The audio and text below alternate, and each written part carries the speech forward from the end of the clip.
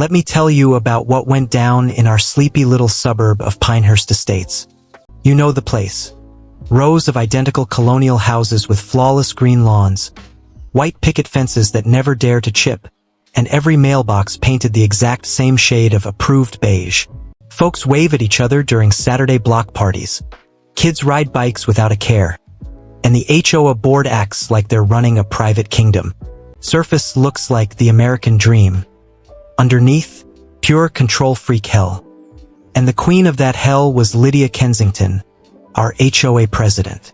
Pearls, power suits, a binder thicker than the Bible, and a smile that could freeze coffee. She lived 3 houses down from me, David Langford, in the old colonial that my grandparents built back in '52, before anyone even dreamed up Pinehurst Estates. My place sat right on the edge with its big backyard, that weathered detached workshop my grandpa used as a garage, and a gravel driveway that had been there longer than most of these Karens had been alive.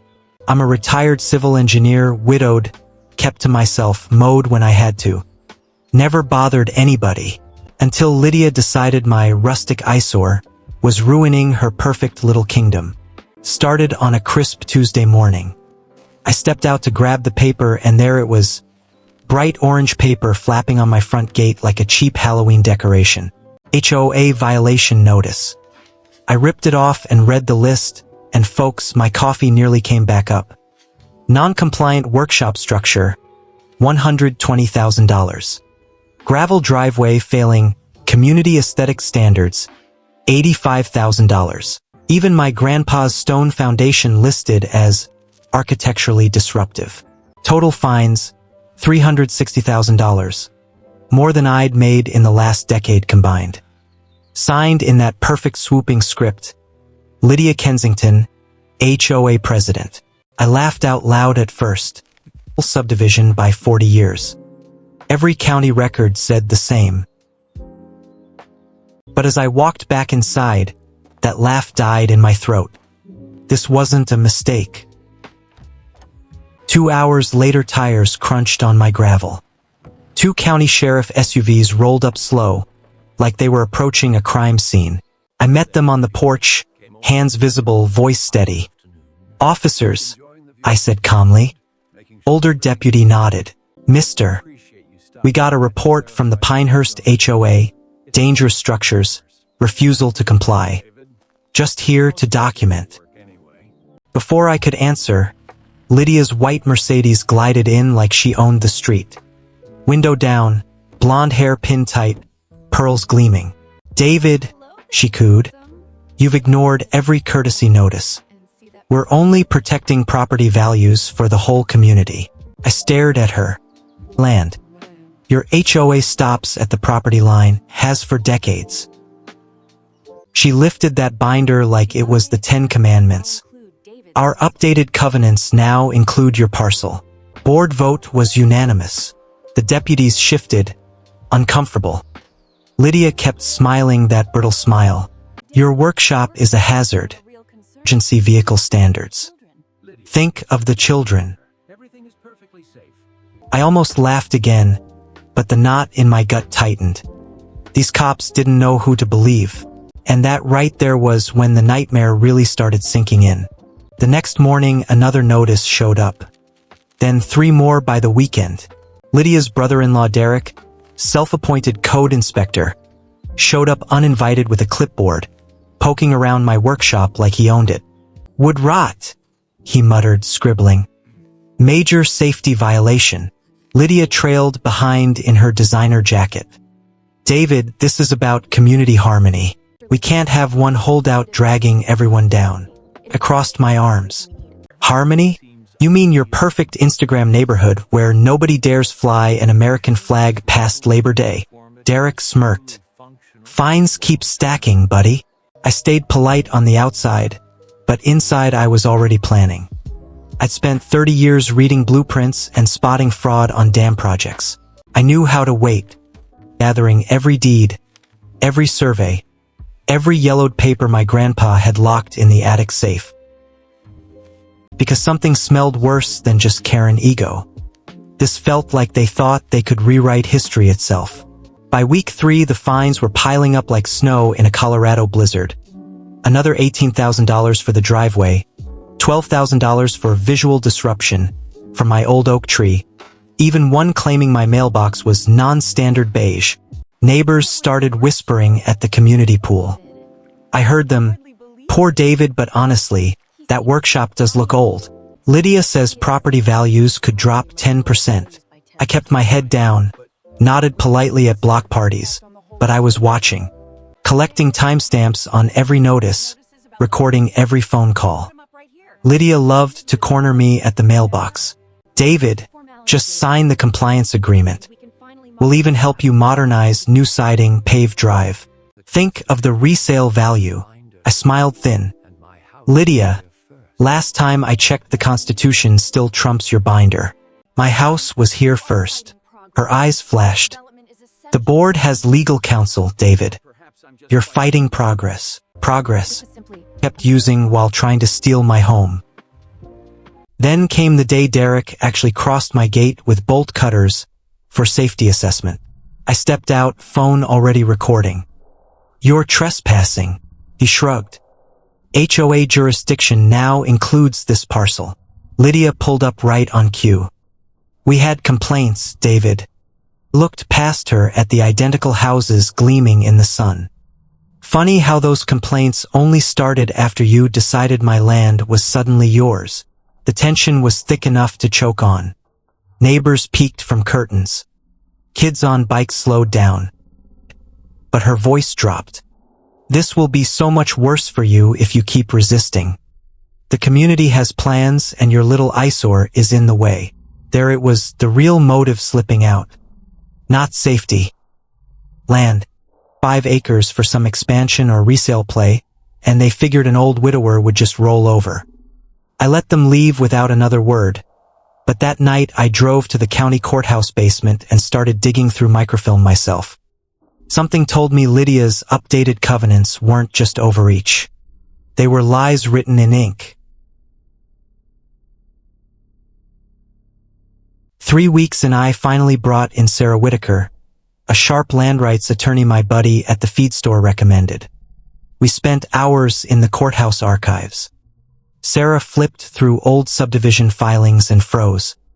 "Ethan, look at this 1999 boundary proposal." I leaned in. The map showed Pinehurst Estates expanding to swallow my entire parcel. But the approval stamp? Wrong year, wrong font, wrong everything. "This is forged," Sarah whispered. "Someone backdated it." My blood ran cold. We kept digging and found the original developer lease from the 1980s. Clearwater Homes had only leased the land from my grandfather's estate, never bought it outright. Lease expired 1991. Bankruptcy followed. Town should have reverted straight back to my family decades ago. The entire subdivision, every house, every cul-de-sac, even Lydia's McMansion, was sitting on land that legally belonged to me. Sarah looked at me across the dusty table. "David, this isn't just harassment. This is fraud on a neighborhood scale." We tracked down Tom Bradley, the original surveyor who'd drawn the lines in '89. Old guy, sharp as ever, workshop smelling of ink and cedar. He unrolled his master map beside Lydia's forged version and laughed bitterly. "That signature?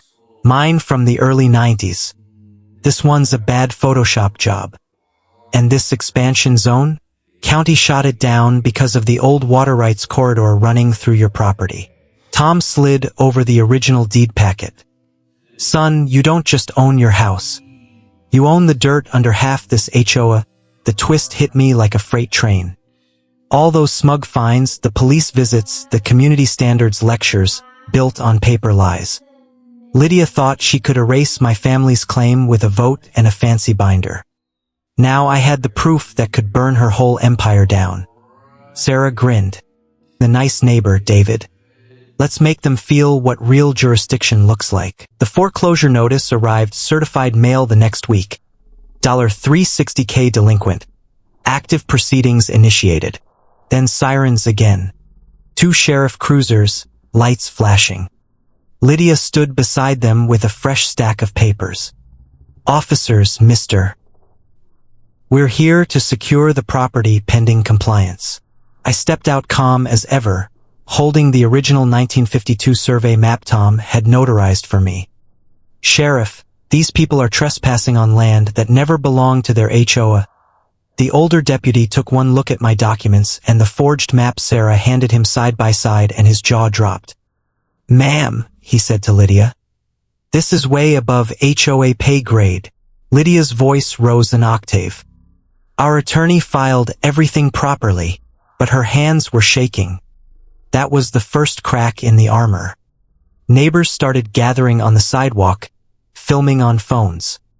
Whispers turned to outright murmurs. "Wait, she's trying to steal his house? I always thought those fines seemed crazy." Sarah and I took everything to Sheriff Morales. He locked the office door, spread the maps out, and went pale. "This is criminal fraud. Misleading law enforcement, attempted theft of real property." He looked at me. "David, you stay quiet for now. We're handling this." But Lydia didn't wait. She called an emergency HOA meeting at the community center, trying to ram through a special assessment to fight the troublemaker.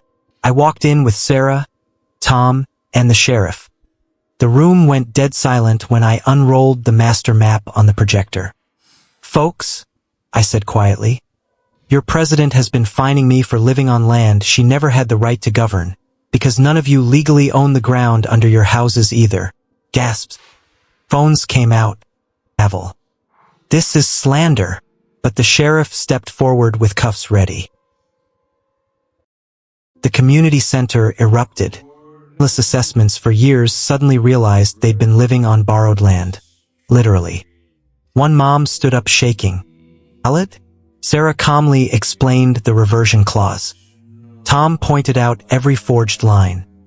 Lydia's face drained white as the sheriff read the charges. Fraud, falsification of records, abuse of authority.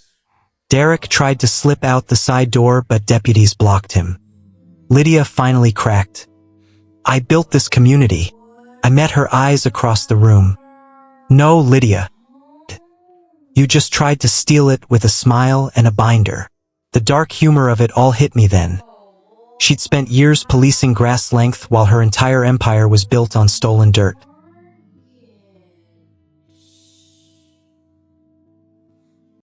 Two weeks later, in county court, Judge Bishop made it official.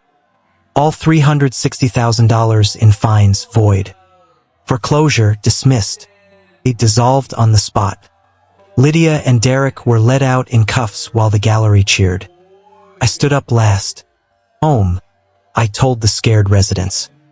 "I'm offering every family the chance to buy your lot at 1,987 prices or fair leases under my new land trust. No more Karens telling you what color your shutters can be." Relief washed over the room like sunlight. People hugged, cried, thanked me. Lydia's last words as they took her away were a hissed, "You ruined everything." I just smiled. "No, ma'am. You forgot the land remembers who actually owns it." Today the neighborhood looks the same on the surface.